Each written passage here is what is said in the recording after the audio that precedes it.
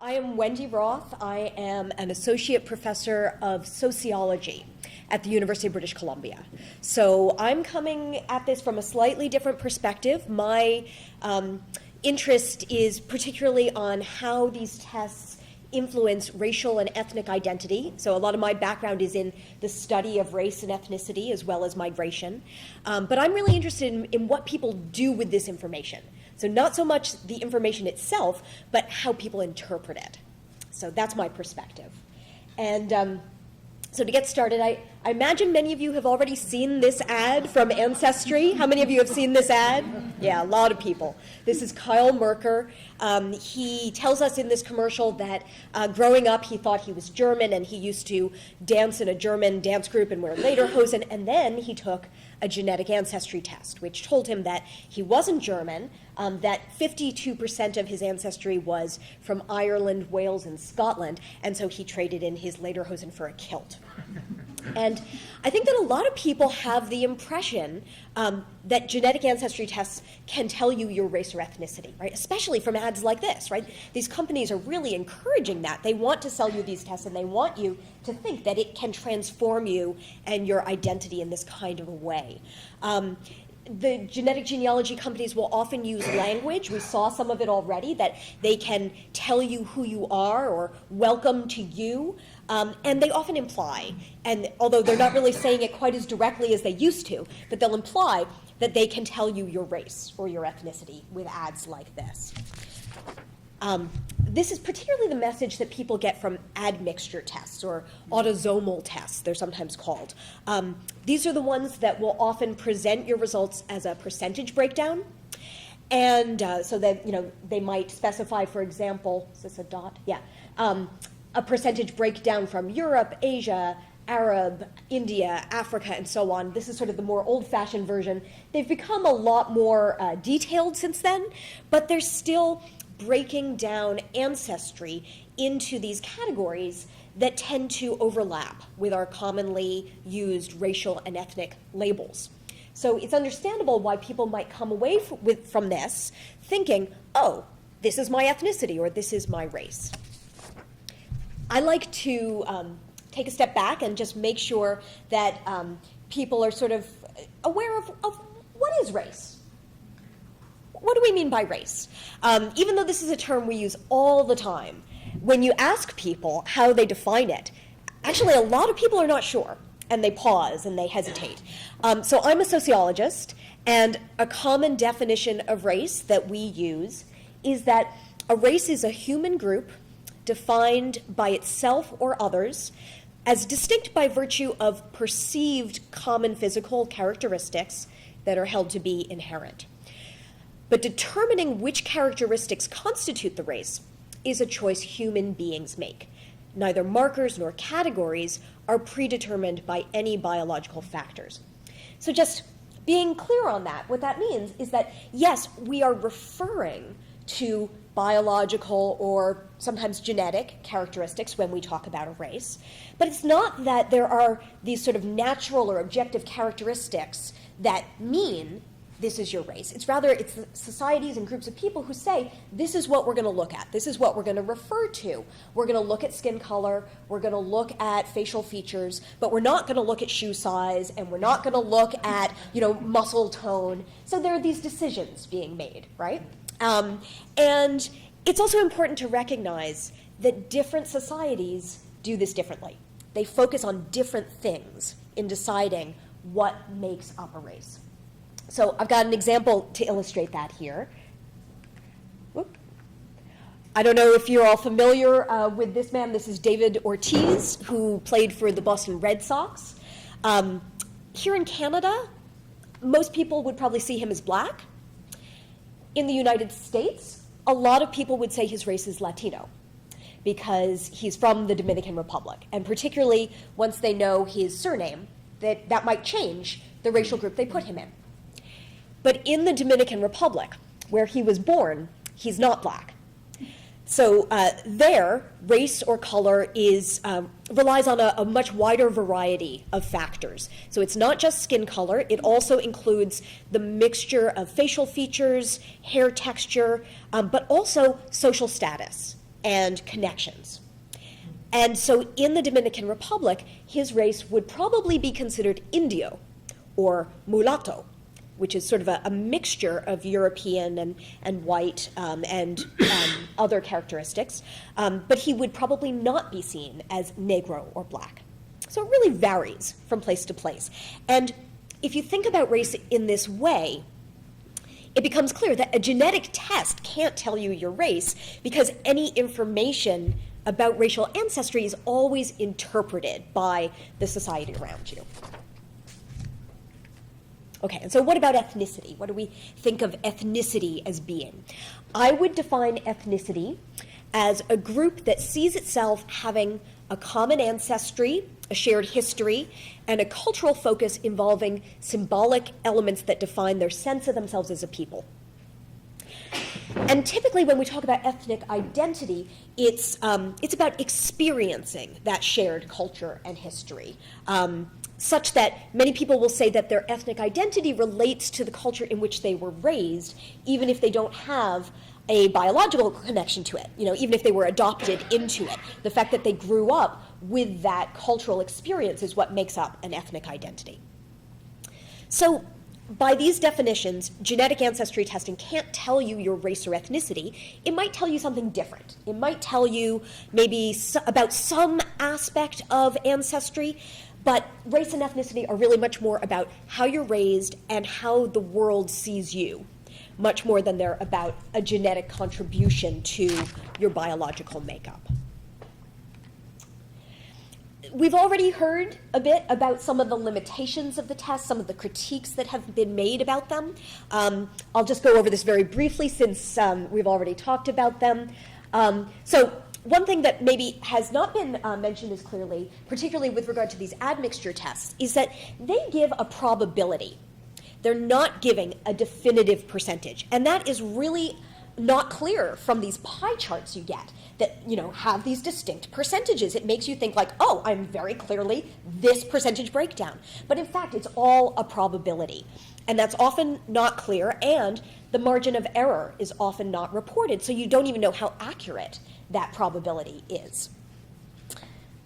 We've already said that it depends on who's in that company's database. So testing with different companies can lead to different results.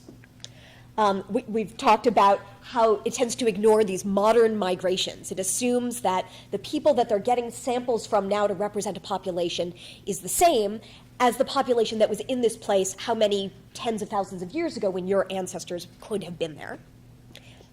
And also I want to emphasize this, that the DNA comparison samples for these different populations, like let's say they're getting a comparison sample for the population of sub-Saharan Africans or Middle Easterners, right?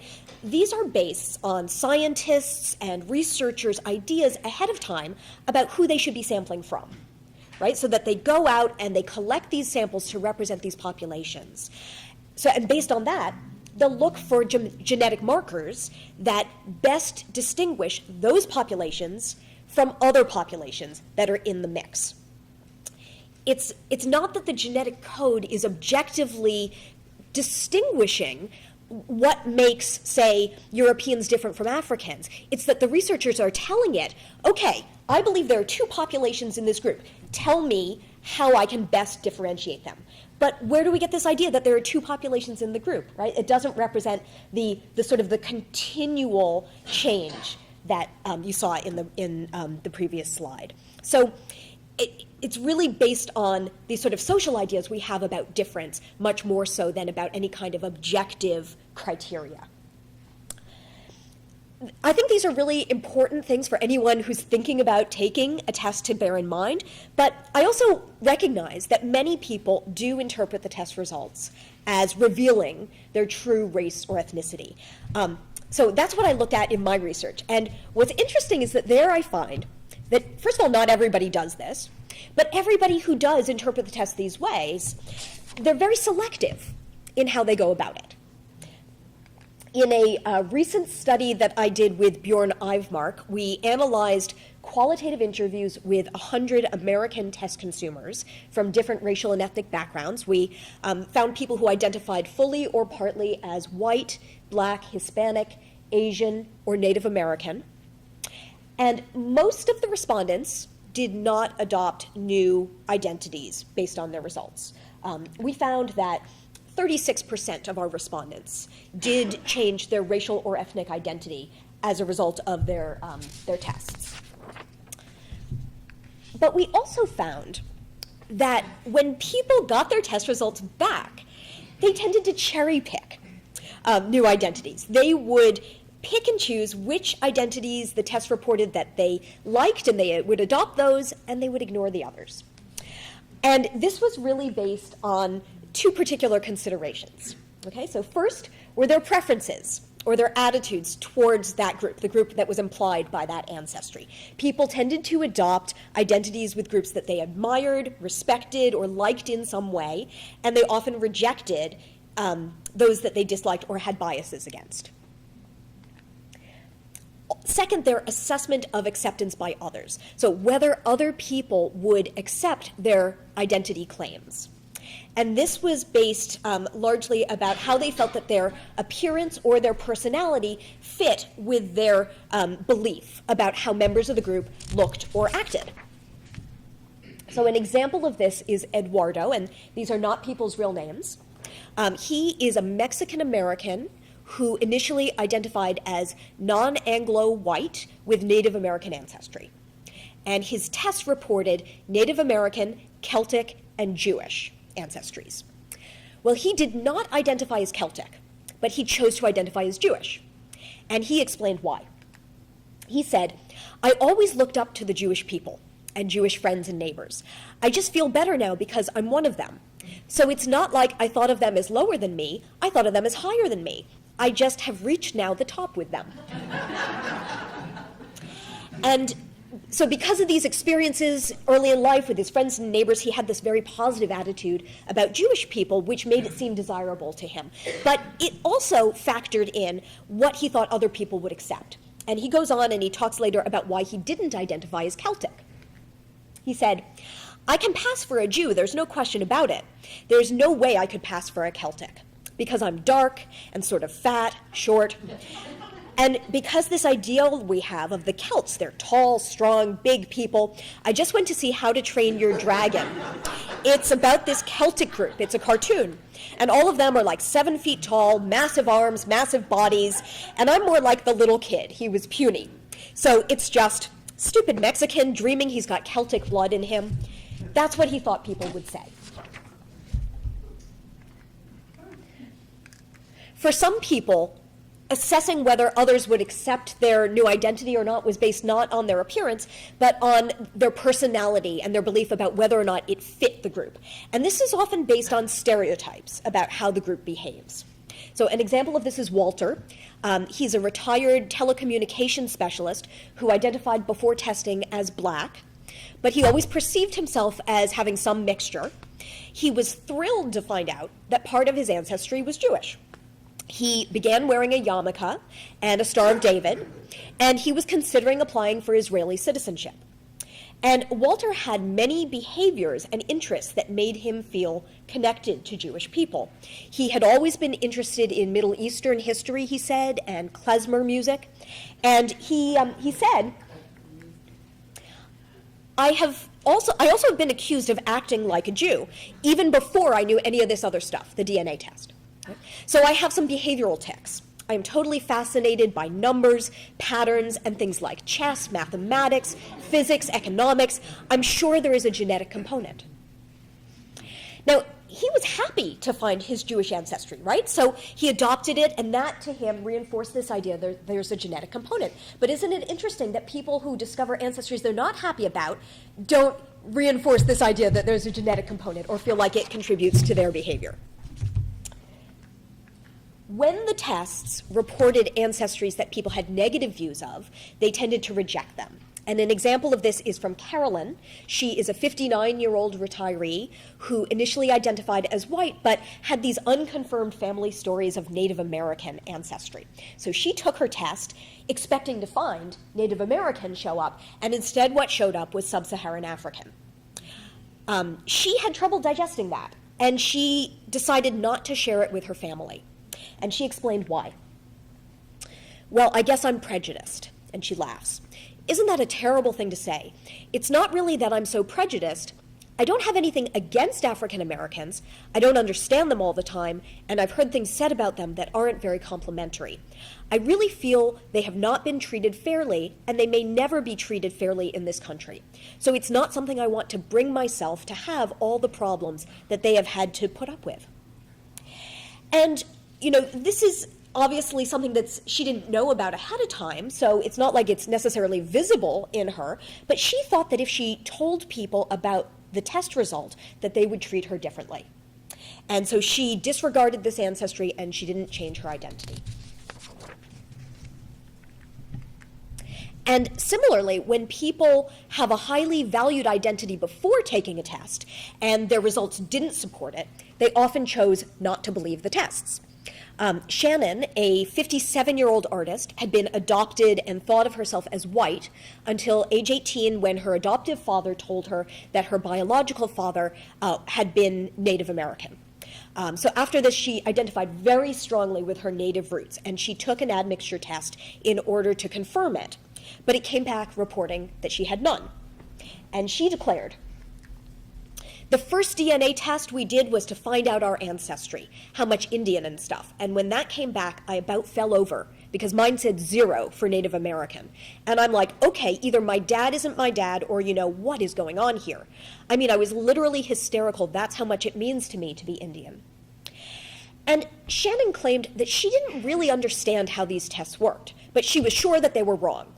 And she continued to identify as white and Native American. And as this case shows, I think when people get test results that they don't like, it's not that they deferred to the tests, it's that their belief in the tests as providing scientific proof diminishes. Okay, so to conclude, there are many other examples, these are just a few of them, of customers who are sort of cherry picking in this kind of way based on their preferences and their biases and also what they think the world around them is going to accept. And what that really shows is that even though some people do view these tests ahead of time as revealing your true race or ethnicity, genetic information does not offer this objective or authoritative truth about race or ethnicity. Rather, people tend to accept the stories they want to hear, and they disregard the rest. Very much like they do with the paper genealogical record, right? The identities that people choose are influenced by their preferences, their desires, psychology, and by the rest of society around them. So if anybody here is thinking about taking a genetic ancestry test, my recommendation is that you don't take these tests just to find out your race or ethnicity. Whatever these tests are able to tell you, they can't tell you that. So, thank you.